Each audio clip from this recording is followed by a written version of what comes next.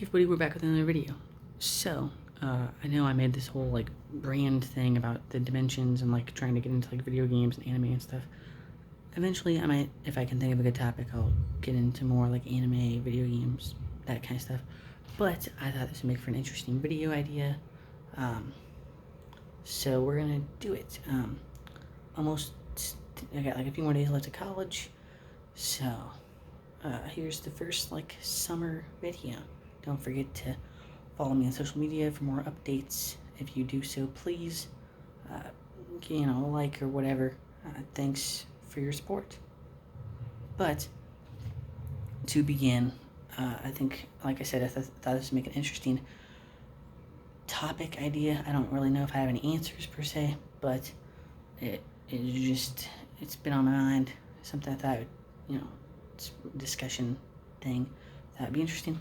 So a lot of people, I see go back and forth in the community about oh, if you watch this YouTuber, then you're stupid, you're a dumb face or whatever. Okay, whatever. Mostly, to be exact, not to call them out or anything, but like Comics Explained or Comic Story and people that do recaps of current issues or something. They say oh, if you watch Comics Explained, then you're stupid. If you watch Comic Story, and you're not a true comics fan. Okay, well, let's get into that a little bit more. So, for a little bit background about me, whenever I was in high school, when I first kind of started getting into comics, that's kind of how I would get into comics, so to speak. I would talk to my philosophy teacher because he had a lot of comic books he would lend me, so I had the old 70s, the Bronze Age, 90s kind of stuff, 70s, 80s, the old stuff. And then I would kind of, the first comic I really got into was Ultimate Spider-Man, and I would buy those trades off Amazon, or maybe the occasional comic store if I went. But again, that's kind of the thing, is I didn't really have a comic book store to go to buy and talk with people. I had YouTube, so what are you going to do? I've got YouTube. There's no, because again, I live in a small town, out in the Midwest, there's, nobody's going to want to talk about comic books. I mean, I did start a comic book club in my high school, but again, only one person came. So, nobody talked about comic books to. There's nobody to buy comic books unless you go, again, off Amazon or something. But again, that's where I want to really pinpoint the argument, is, the community and the general industry, so to speak. Because again, that's a big problem that I feel a lot of people talk about, artists, letterers, inkers, all that sort of stuff. They don't get a lot of respect. I mean, artists kind of, but again, some of their art, there's a lot of scheming practices in the business that oh, they don't, at least back in the old days, they wouldn't get their art back, that kind of stuff.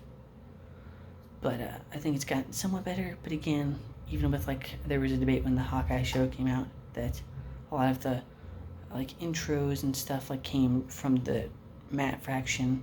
I can't even think of the artist because I haven't read that run.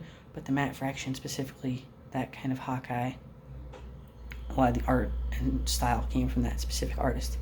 Again, sorry I can't think of the artist at the time, but I might try to put something in the description. And yeah, I'll put his name in the description. But yeah, so not a lot of people in the industry are respected, so to speak.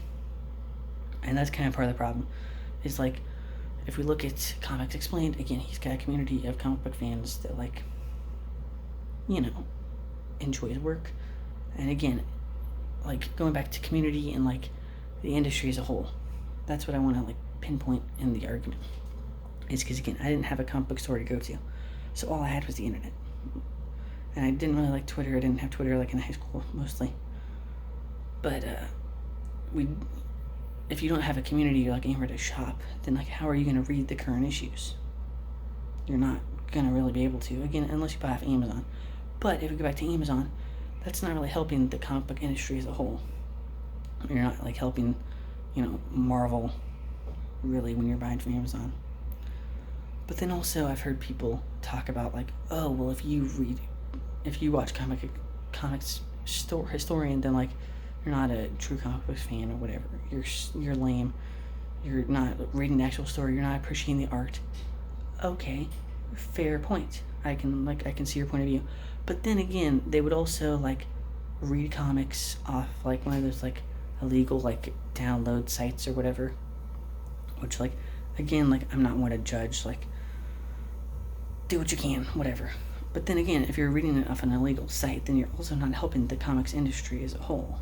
So kind of get bent, maybe. Just an idea. Get bent. But that's the thing, is like you can't sit there and be like, you don't appreciate the art if you're gonna sit there and like read them off an illegal site. You're not doing anybody any favors. So again, I don't have any answers for this. I'm just saying, like, look at the big picture. Like, you can't sit up on your throne and be like, you don't appreciate the medium because you're not actually reading the stories.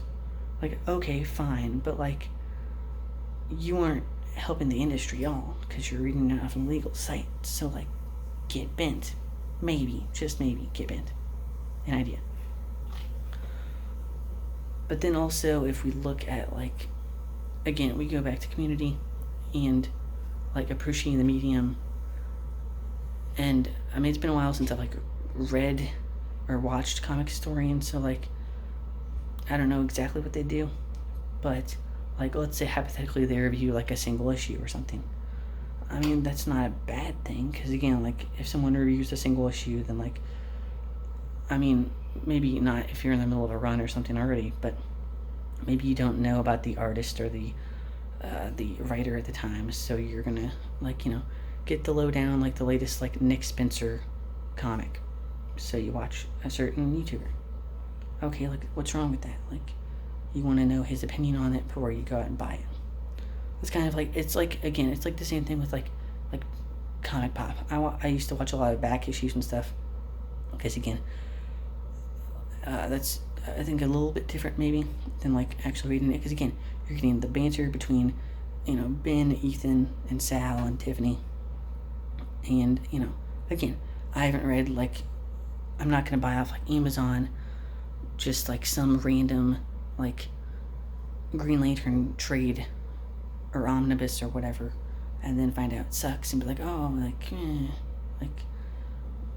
you know. So again, it gives you a different perspective, and again, even if like I've read it before, like it's fun to go back and rewatch the video to like, what's their take on this certain run or volume. You know, it's interesting, because again, you're getting more than just the usual, like, you're getting more than just the art. You're getting like someone else's perspective with the banter of their friends, which is why I would hope you'd watch my reviews, because of the banter.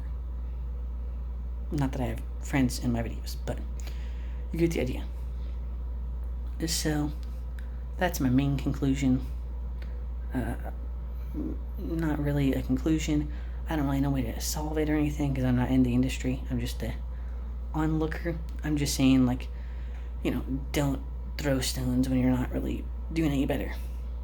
Because again, that's my main point, is like, don't sit there and be like, you can't watch Comic Historian and then go read Ultimate Spider-Man off an illegal site.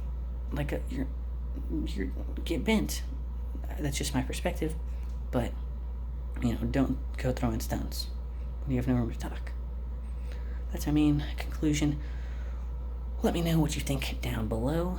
Thanks for watching, and I'll see you on the next video. Peace.